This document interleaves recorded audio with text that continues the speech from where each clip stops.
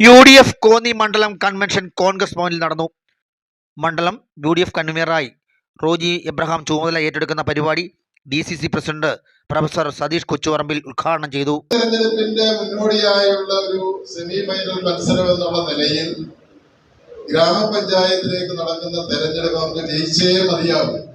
അതിനുള്ള പ്രവർത്തനങ്ങൾ അഭിപ്രായ വ്യത്യാസങ്ങളെല്ലാം മറന്നുകൊണ്ട് മാറ്റിവെച്ചുകൊണ്ട് ഒറ്റക്കെട്ടായി തെരഞ്ഞെടുപ്പിനെ നേരിടുവാൻ നമുക്ക് കഴിയണം. അതിനുവേണ്ടി അദ്ദേഹം മോദിയുടെ മുഖമാണ്.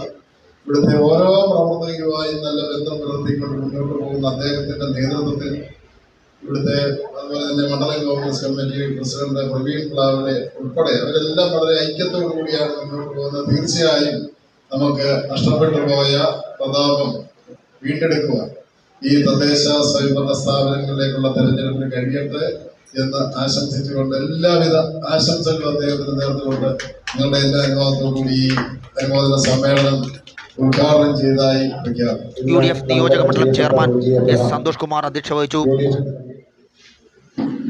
കോന്നി മണ്ഡലത്തിലെ ഇന്ന് നമ്മുടെ പ്രിയപ്പെട്ട റോജി എബ്രഹാം UDFിന്റെ കൺവീനറായി ചുമതലയേൽക്കുകയാണ്.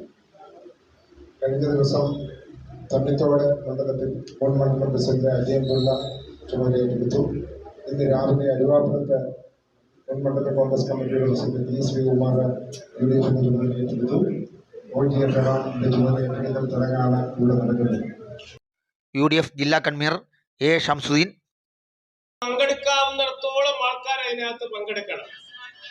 16-ാം തീയതി നമ്മുടെ മഹിളാ കോൺഗ്രസിന്റെ സംസ്ഥാന അധ്യക്ഷ ശ്രീമതി ജബി മേത്തർ അവരുടെ ഒരു യാത്ര വരുന്നുണ്ട്. അത് കാസർഗോഡ് നിന്ന് ആരംഭിച്ച് നമ്മുടെ ജില്ലയിൽ എത്തിച്ചേരുന്നത് 16-ഉം 17-ഉം തീയതികളിലാണ്. എല്ലാ മണ്ഡലങ്ങളിലും അവരുടെ പര്യടനം ഉണ്ടാകും. ആവശ്യമായിട്ടുള്ള കൂപ്പണും മറ്റു കാര്യങ്ങളൊക്കെ മണ്ഡലം പ്രസിഡന്റുമാർക്ക് കൊടുത്തിട്ടുണ്ട്.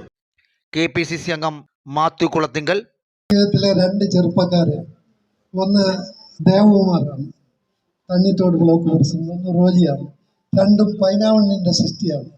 എൻ്റെ ചെറുപ്പകാലത്ത് എന്നോടൊപ്പം ദേവകുമാർ പൈനാവണ്ണിൽ ജീവിച്ച് പൈനാവണ്ണിൽ വളർന്ന് പൈനാവണ്ണിൻ്റെ ഒരു 2 സന്തതികൾ. അപ്പോൾ അവരെ എപ്പോഴും ബഹുമാനം എന്നെ ഒരു പിതാവിൻ്റെ സ്ഥാനത്താണ് അവർ രണ്ടും കണ്ടിട്ടുള്ളത്. റോജിയെ സംബന്ധിച്ച് കോൺഗ്രസിൻ്റെ ഒരു സമ്പത്ത്.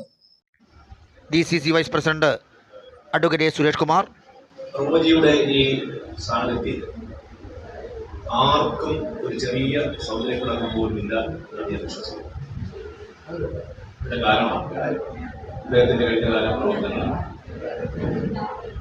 എല്ലാവരും സൂചിപ്പിച്ച പോലെ എല്ലാ ആളുകളോടും നല്ല രീതിയിൽ ഇടപെടുവാനും ആരെയും നിർമ്മിക്കാതെ നല്ല രാഷ്ട്രീയ പ്രവർത്തനം നടത്തുവാനും റോജി അദ്ദേഹത്തിന്റെ ഇത്തരത്തിലുള്ള കാലഘട്ടത്തിൽ പ്രവർത്തനം ചെയ്തത്.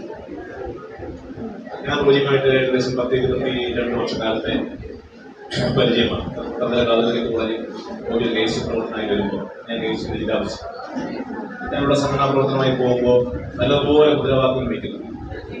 ഒരു വിദ്യാർത്ഥി എന്ന രീതിയിൽ റോജിയെ കാണുകയും പരിചയപ്പെടുകയും ആ യൂണിറ്റ് കമ്മിറ്റി എടുത്തപ്പോൾ ഞാൻ തന്നെയാണ് നേരിട്ട് റോജി ഉൾപ്പെടെ കുറച്ച് ആളുകളെ യൂണിറ്റ് കമ്മിറ്റി സെക്രട്ടറിമാരായിട്ട് ജനറൽ സെക്രട്ടറിമാരായിട്ടാണ് വരുന്നത്. DCC vice president Robin Peter, നമ്മുടെ ഏറ്റവും പ്രിയപ്പെട്ട ശ്രീ റോജി എബ്രഹാം, പ്രിയപ്പെട്ട മാത്യു കുളത്തിങ്കൽ ഉൾപ്പെടെയുള്ള ഘടകകക്ഷികളുടെ നേതാക്കളെ, പ്രിയപ്പെട്ടവരെ, സ്നേഹിതരെ, പുതിയ കോന്നി മണ്ഡലം UDFിൻ്റെ കൺവീനറായി ചാർജ് എടുത്ത പ്രിയ സ്നേഹിതൻ സഹോദരൻ റോജി എബ്രഹാമിന് എല്ലാവിധമായ ആശംസകളും ഞാൻ ആദ്യം തന്നെ നേരുകയാണ്. ജനറൽ സെക്രട്ടറിമാരായ സാമുൽ കിഴക്കുംപുറം, എലിസബത്ത് അബു, പ്രവീൺ പ്ലാവില, അബ്ദുൽ മുത്തലിഫ്, രാജൻ പുതുവേലിൽ, രാജി, ബാബു വെൺമേലിൽ, ശാന്തിജൻ ചുരക്കുന്നേൽ, സൗദ റഹീം, അനിസാബു, ഷാജി ഷാമുവൽ, പ്രിയ S. തമ്പി, ജോൺ തണ്ണിത്തോട് എന്നിവർ സംസാരിച്ചു.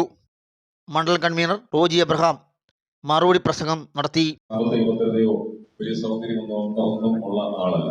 പക്ഷേ എല്ലാവരെയും കോർത്തിണക്കിക്കൊണ്ട് നിങ്ങളുടെ എല്ലാവരുടെയും ആത്മാർത്ഥമായ ഒരു പിന്തുണ നമ്മൾ നേടിയ വിജയങ്ങളുടെ എല്ലാം പുറകിൽ ഉണ്ടായിരുന്നു എന്നത് ഈ അവസരത്തിൽ നന്ദിയോടുകൂടി ഞാൻ സ്മരിക്കുകയാണ്.